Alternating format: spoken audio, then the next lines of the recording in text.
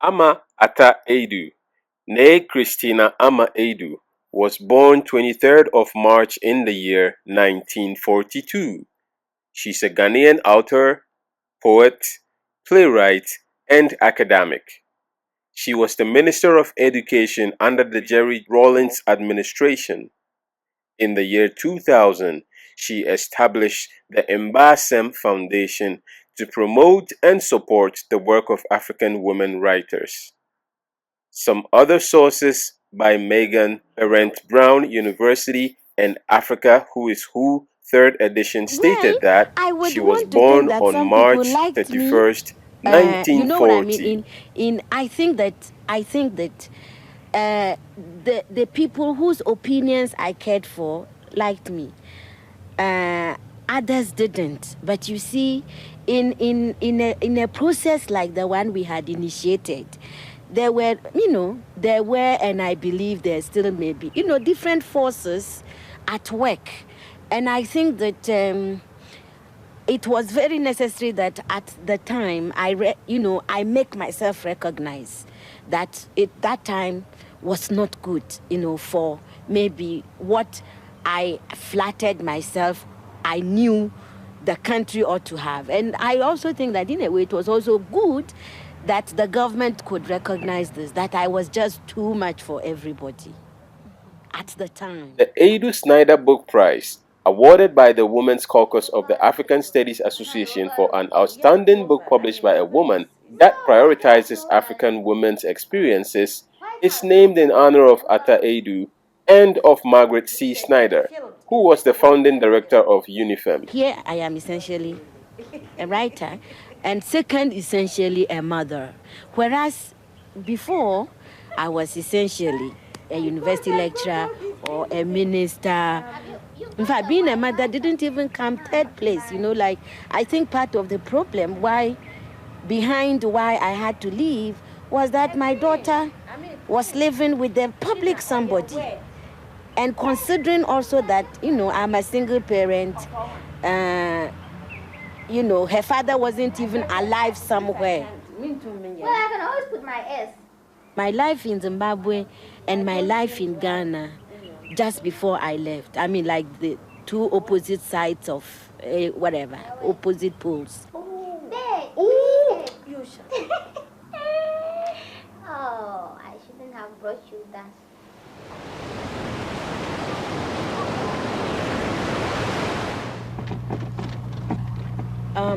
I come from this region of Ghana, this coastal region of Ghana. In Ghana, we call it the Central Region. I come from two villages. Traditionally, as an Akan, I'm supposed to come from my mother's village. But you see, although traditionally that is supposed to be my home because it is my mother's ancestral home, I have never lived there. I was not born there. I was not bred there. So we know it as home where we own some land, but really, when I say my village, I really normally mean my father's village. That's where I come from. My father was an Odikro. An Odikro is like a divisional, what they would call a divisional chief. He was the head of the village, and he also held a state title. So he was an Ohene, a proper one.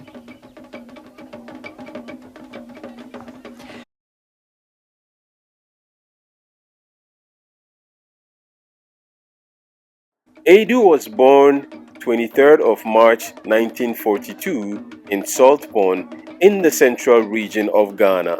She was raised in a Fanti royal household, the daughter of Nana Yaofama, chief of Ebiezi Chiakor, and Maame Abesema. She grew up under the oppression of resurgent neocolonialism as a result of British aggression during the late 19th century that was taking place in her homeland. Her grandfather was murdered by a neo-colonialist, and the tragedy, in turn, brought her father's attention to the importance of education and securing it for his children and the families of the village on the history and events of the era. This led him to open up the first school in their village and influenced Aidoo to attend the Wesley Girls High School, where she first decided she wanted to be a writer. Aidoo attended Wesley Girls High School in Cape Coast from the year We had the most 1961 incredible to childhood. 1964. When we were growing up, my father always made it quite clear that he wanted us to go to school. And so before my time, children from our village were walking to the state capital to go to school. And my father said, no, this was not right. The children were doing too much walking to learn that when they arrived in, they got to school, they would be too tired. So he insisted on having our school in the village. And when he opened the school, I remember when he was giving his speech, he said, and I've quoted this all over, all the time, that, people might ask him why there were so many girls, almost as many girls as there were boys, including his own daughter. So then he quoted a famous statement by a famous Ghanaian called Agre of Africa. And he said, when you educate a man, you educate an individual. When you educate a woman, you educate a nation. And I genuinely think that this kind of orientation has been part of my own outlook on the world, in the sense that I had, right from the beginning, we are not Islamic, the Akans, most of us are not. So that it is only later, when I came to even places like the university, where suddenly you are confronting things like the negative attitude to women. Nobody told me when I was growing up that you can't do this because you are a woman. You can't do that because... No, it didn't exist in my background.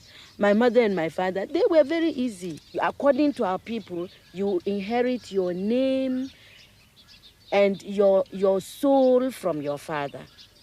But you inherit land, security from your mother. So this kind of balance has always been part of the ambience.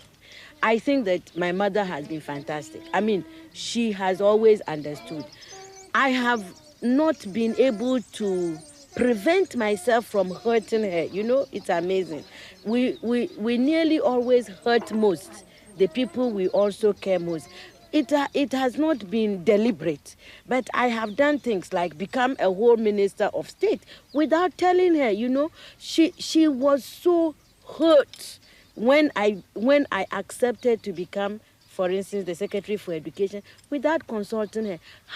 Now that I'm looking back, how could I have done that? You see, she heard it on the radio. That, for instance, was not nice. But then she discussed it with me and we made up. Things like that have been happening.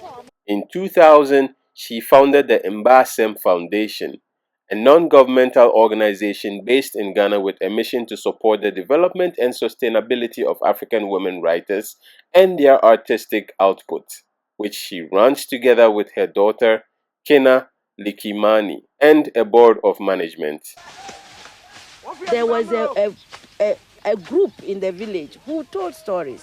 Even my own mother, I remember so well, what she used to do was to tell her stories in the morning.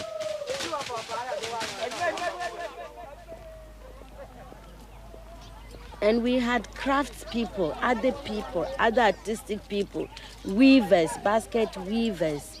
And then we had people who made stools. I mean, so in this kind of atmosphere, if you have something in you too, it came out. But then I had gone to school. And since I believe that maybe talent is transferable, I mean, since I had gone to school, then some of this basic talent that was around, mine got translated into writing books.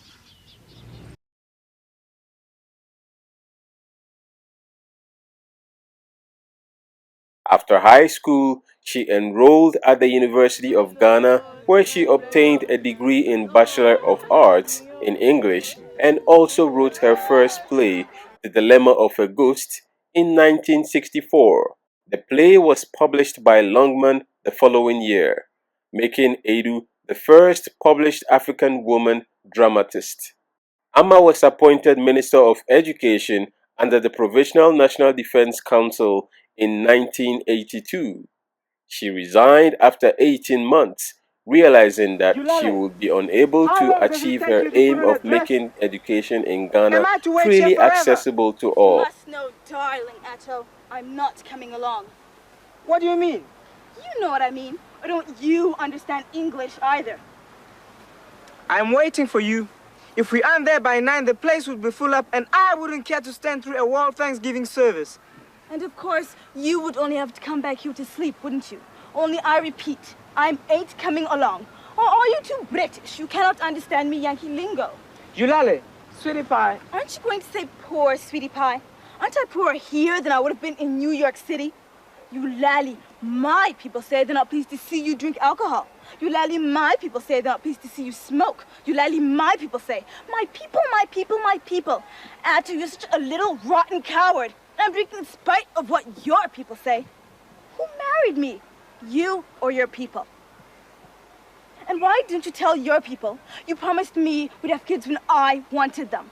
They won't understand. So you make them think I'm incapable of having kids just to save your own face? It isn't that. Then what is it? They simply won't understand that one should begin having children only when one is prepared for them. Aidoo's work of fiction particularly deal with the tension between Western and African worldviews.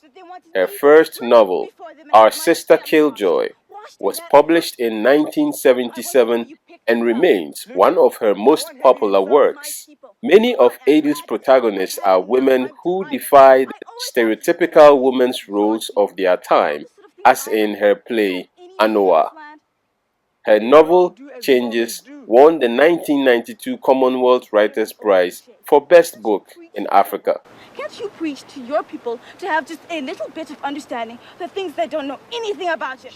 Of course, I could have chosen a Ghanaian marriage, but maybe that didn't interest me too much. I could also have chosen a black man, white woman, that sort of thing, which is so ordinary, I thought. But precisely because of the historical connections with, African Americans, Afro-Americans, I thought that provided the most incredible, data for writing about this.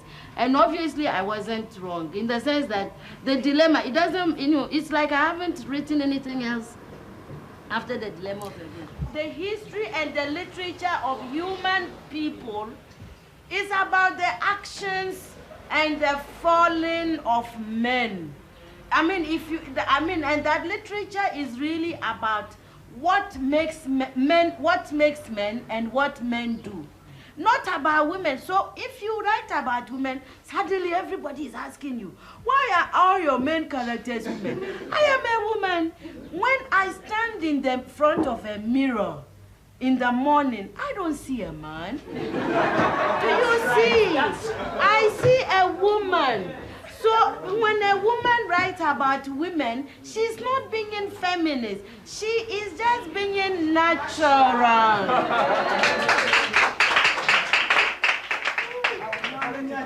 We can say, some people have said you are the anti-imperialist, the most anti-imperialist writer.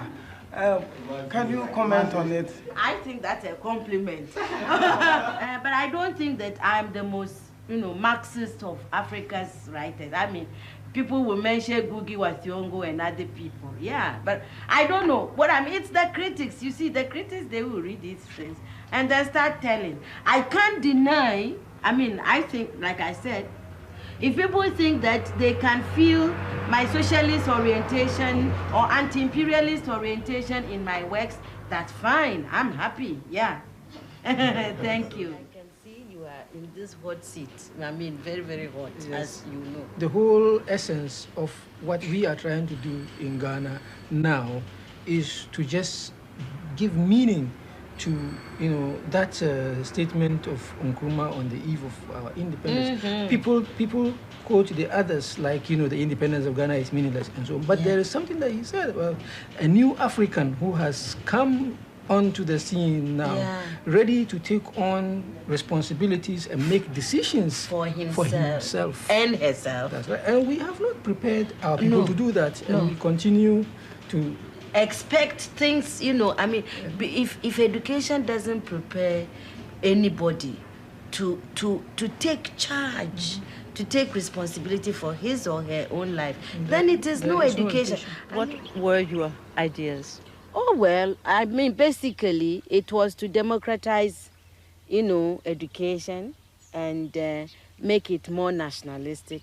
Yeah, but I mean nationalistic in terms of more African, more Ghanaian content to education, and have more children going to school and stuff like that. I mean, yeah, You have called yourself a critical patriot. Have I? Yes. Where did I do that? I have seen it in some interview with you. Oh, I see. Yeah. And I think Ghanaians, nearly the whole nation, is, are critical patriots because we are highly politicized people. Ghanaians don't sit. People discuss, they talk, I mean, all over. We've always been like this, and I suspect we'll be like this. I mean, Ghanaians are political from when they are 3. And they are political when they are over 100. So in that respect, I am not such a unique Ghanaian. I'm just a Ghanaian. You didn't mind being a member of a military government? I won't answer.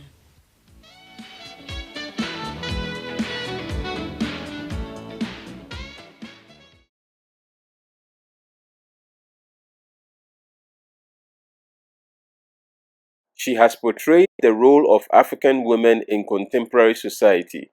She has opined that the idea of nationalism has been deployed by recent leaders as a means of keeping people oppressed. And I think it is not strange because he is also an artist, and I think that he understands some of my confusions. And he is very sympathetic and very supportive and appreciative, And people like that give you a lot of strength and courage.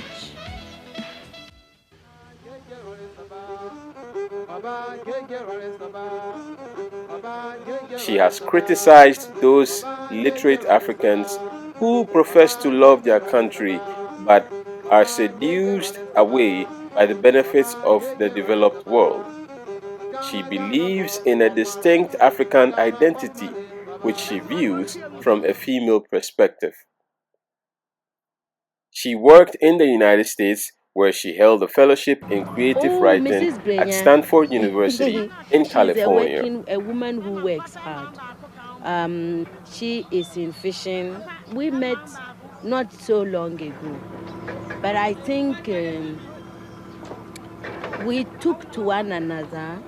She is a different type of friend, and she knows I respect her enormously for the sheer energy and the commitment with which she does her work.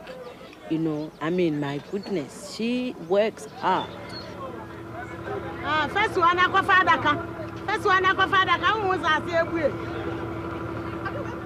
and in this society, women have always worked, always.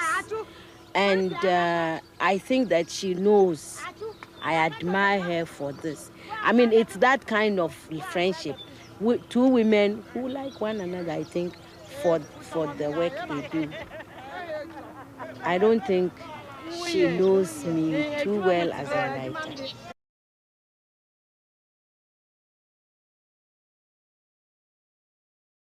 She also served as a research fellow at the Institute of African Studies at the University of Ghana and as a lecturer in English at the University of Cape Coast in Ghana, eventually rising there to the position of professor.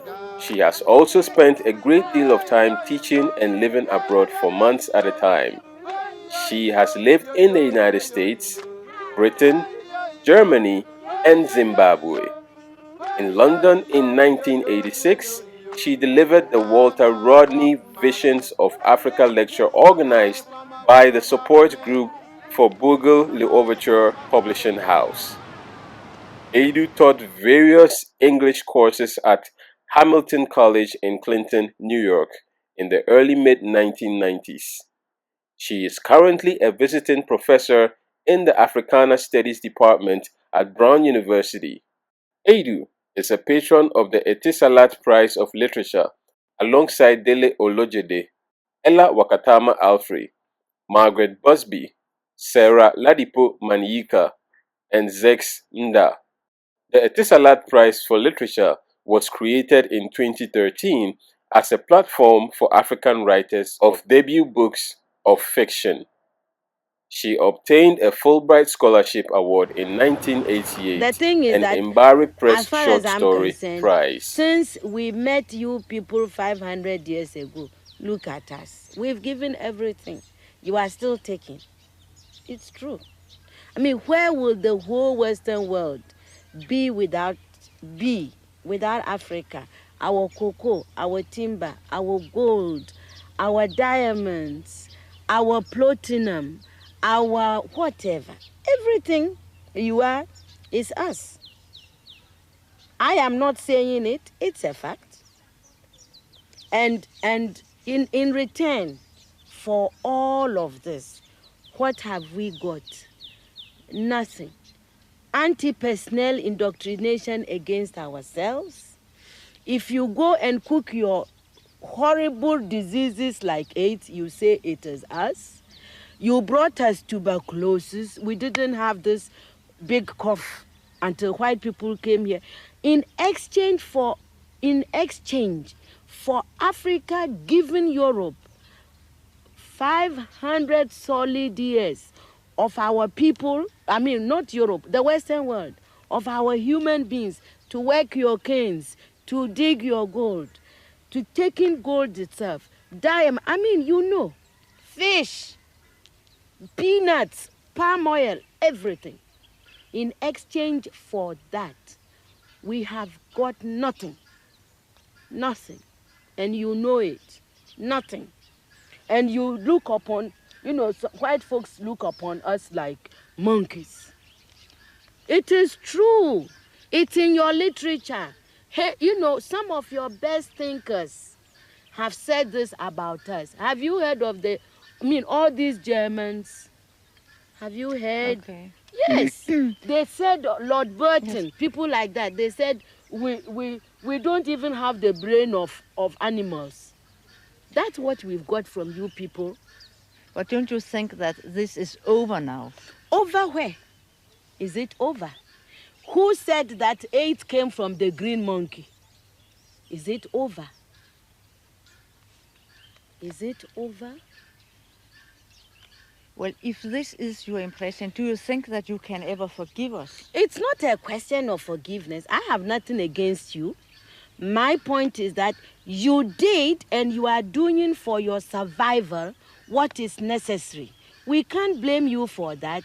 The fact that we didn't do enough for our own survival and we are still not doing enough for our survival, that is not your problem. You know, even everybody that God has created has a sense of survival. You know, and if we don't develop it, we can't blame white people. You came here because you needed these things. You took gunpowder from the Chinese. You needed them to shoot people.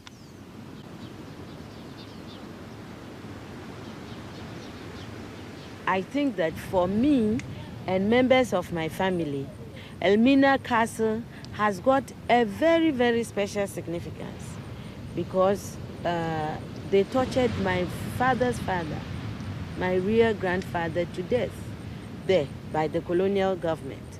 So for me, I mean, when people like me talk about colonization, neo-colonization, it's not just because one is being intellectually smart.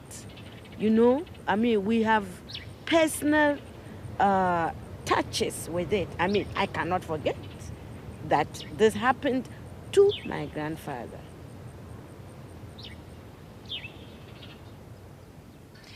Do you consider aid as a new form of colonization? Of course. Why? That's why. You know, my people, the Akans, we have a proverb. It says that good morning, thank you is never enough to salt anybody's food forever. You cannot build your life on thank you, morning, thank you, English, thank you, God.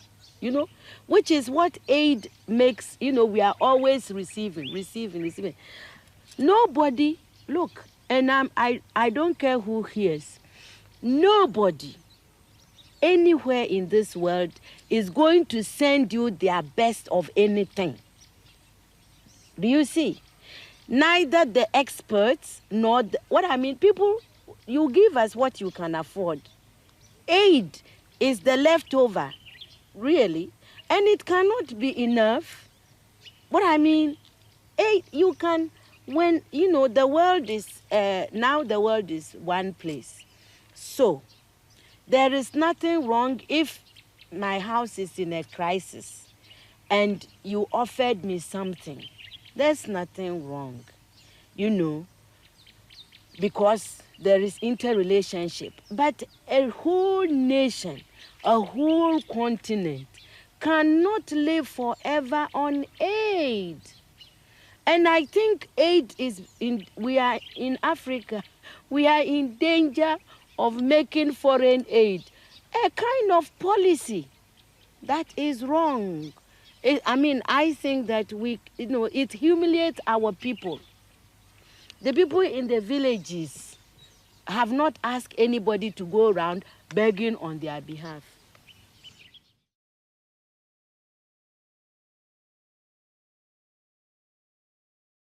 She is the subject of a 2014 documentary film, The Art of Ama Ata Aidoo, made by Yaba Bedu. Her plays include The Dilemma of a Ghost, produced in Legon in 1964, Pittsburgh in 1988, Accra, Longman in 1965, and in New York, Macmillan in 1971. I mean, it is a very self-consuming kind of activity. You know, you sit in a room, you write, and you think that other people outside want to hear it. I mean, the tensions of, you know, writing a book, it's tense. When you finish writing the book, you are tense because you wonder, how will the publishers and editors react to a book, to a story? Even when it's published, you wonder, why are they saying that my books are selling in Ghana, in Nigeria, in Sierra Leone, Botswana, Lesotho, even South Africa? Kenya, and I'm still so poor. So all of these issues are part of the horror, real horror, of being a woman, a writer, an African. But you don't stop writing because of any of them. You just go on. Life is like that. She is also an accomplished poet. Her collection, Someone Talking to Sometime, won the Nelson Mandela Prize for Poetry in 1987. Ama has also written several children's books. She contributed to the piece To Be a Woman, to the 1984 anthology Sisterhood is Global, the International Women's Movement anthology, that was edited by Robin Morgan. To learn more about what Ama Ata Aidoo has been up to, visit her website at mbaasem.wordpress.com.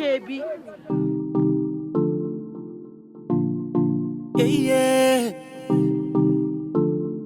Oh, my Ama Ata Aidoo is a legendary Ghanaian, African, and global woman writer. Take a look at me now. Everything's gonna change soon. Make you be with me now. Am I done and you're gone too soon?